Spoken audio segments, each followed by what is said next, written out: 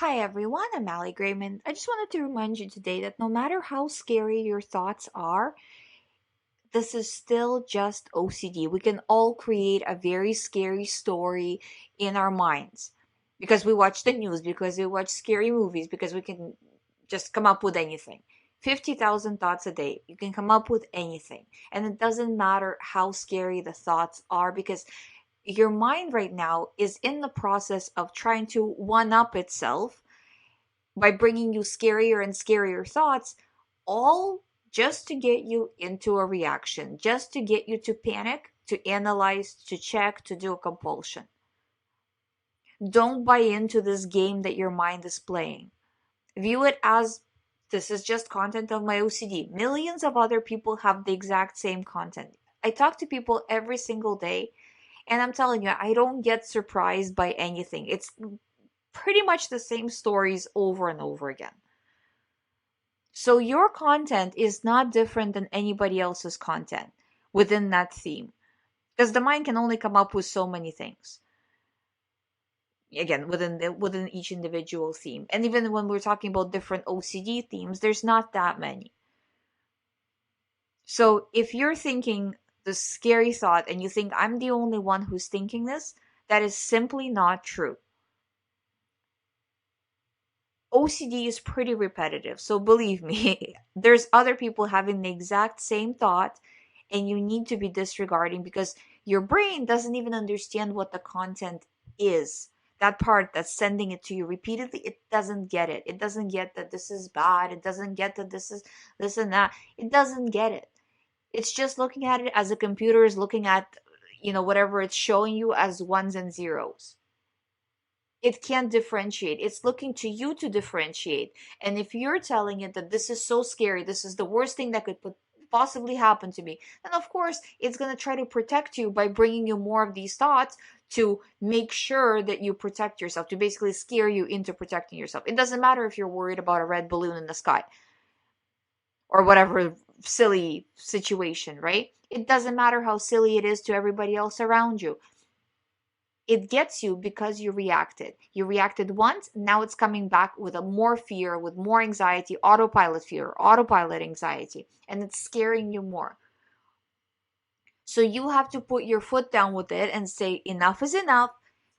I don't care how scary the thoughts are, how scary the images are, urges, whatever way your OCD comes in.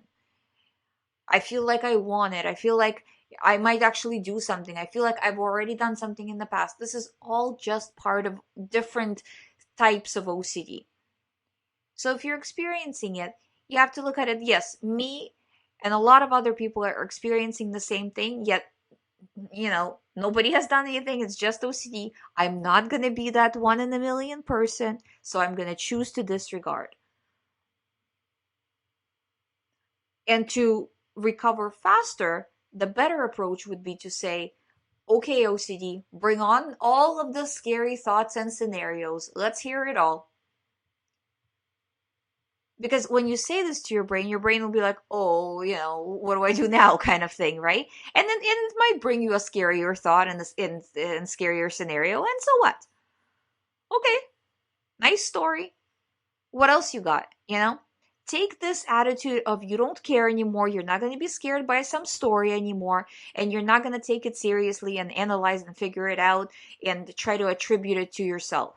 Attribute it the same way as you would if, say, you were walking in a shopping center and you overhear some story by somebody who's just around you.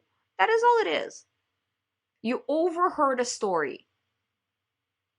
The only difference is this is coming in with autopilot fear, and the fear is crippling, and it's hard to react correctly when the fear is crippling.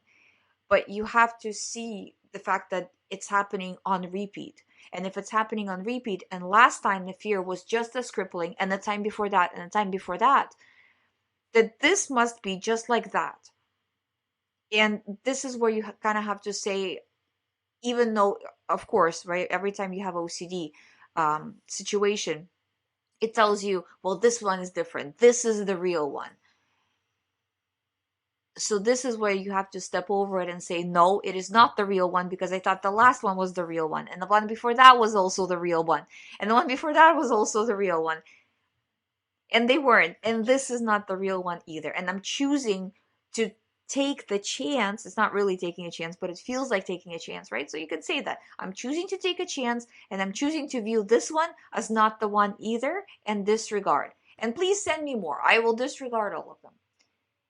And just maintain this attitude day after day. You will see how the anxiety will start to drop. And this is part two of the you know harm related OCD themes, is when the anxiety drops. A lot of the times the person gets scared because the person feels, well, at least I was anxious about it before. Now I'm not even anxious about it. Does this mean I actually want to do these things, or have done these things, or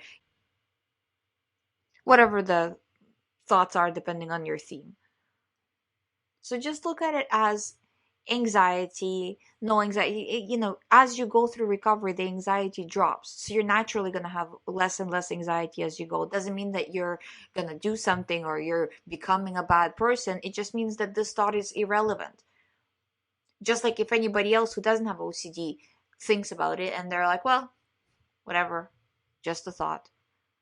And it's irrelevant. They don't go into panic mode. They don't analyze. They don't try to figure it out. They just look at it as, this is an irrelevant thought. I don't care.